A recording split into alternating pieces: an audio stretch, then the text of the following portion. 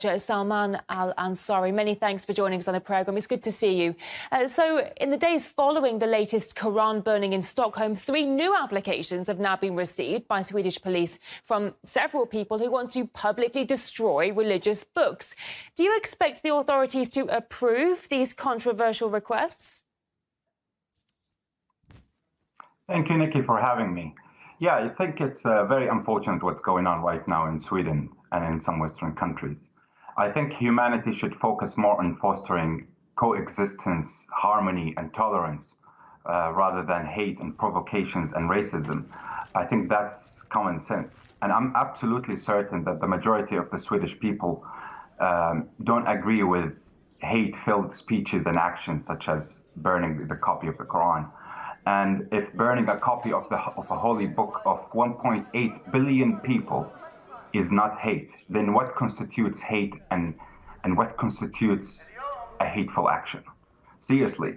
And it's actually very puzzling because some in Sweden are trying to distance the action against a script from the action of preaching hate towards a specific group, which is quite ironic, to be honest. And I definitely believe that the Swedish legal system needs reforms to avoid being seen as hypocritical and biased against people of all faiths, specifically Muslims, Jews, and Christians. And I previously actually condemned the same action against the Bible, like someone, like a group, cult, a satanist, a Satan kind of group in the US burned the Bible. So these actions are disgusting, to be honest, and need to be outlawed immediately.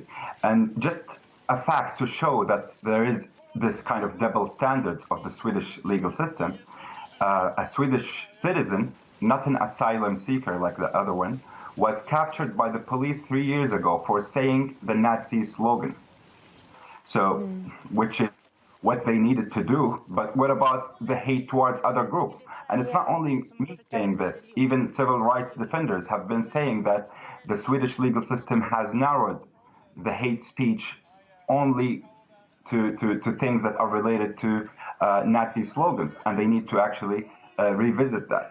The Prime Minister himself is actually against it. Everyone is against it, so there must be something. There must be something wrong with the system, with the legal system, and they need to work on it. It's not us preaching and telling them what they should do. They should protect their interests. And the way to protect your interest with half of the quarter of the world's population, you need to at least show some respect. Well, it does seem like things are spiralling in Sweden because the latest applications include requests not just to burn copies of the Quran, but also the Torah and the Bible. Does it look like Swedish authorities are even worried about these developments? I mean, the Swedish Prime Minister is currently in the US talking to Joe Biden about their NATO bid. So are there any concerns? I think this is a good... I can't actually imagine what kind of decisions they will be taking. But I think, however, and I always like the mindset of turning challenges into opportunities. So I think there is no better time in modern history for the 3 faiths, the Abrahamic faiths, to unite than now. I'm speaking of Judaism, Christianity, and Islam.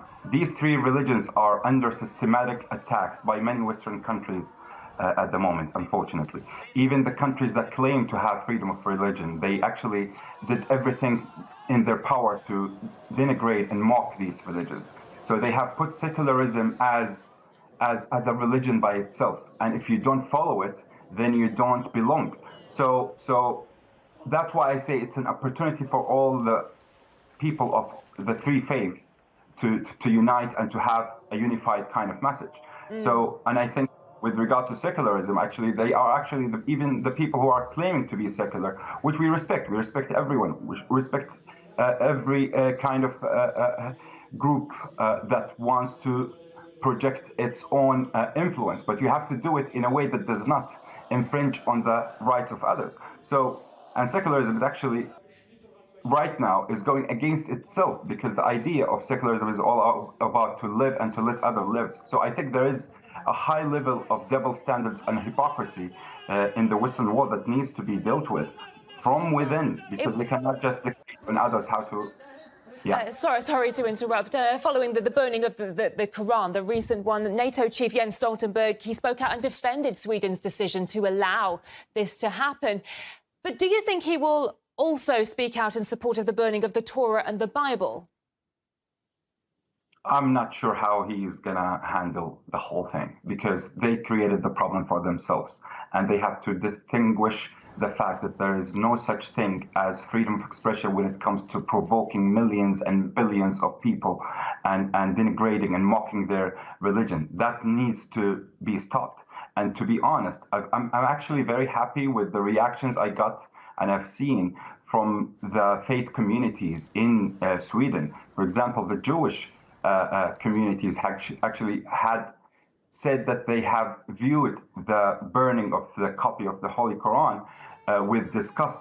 So, and they said this should be completely outlawed. So, and also the Pope actually talked about this, and he said it's something that needs to be looked at, and it should not continue. So, everyone is actually saying that freedom of expression or burning scripts of faiths, of different faiths, has nothing to do with freedom of expression, unless if the Swedish government and its legal system wants to keep practicing this double standard, which has nothing to do with reality. Many thanks for joining us on the programme this evening. It's good to see you. Saudi political researcher Salman Al-Ansari. Thank you. Thank you.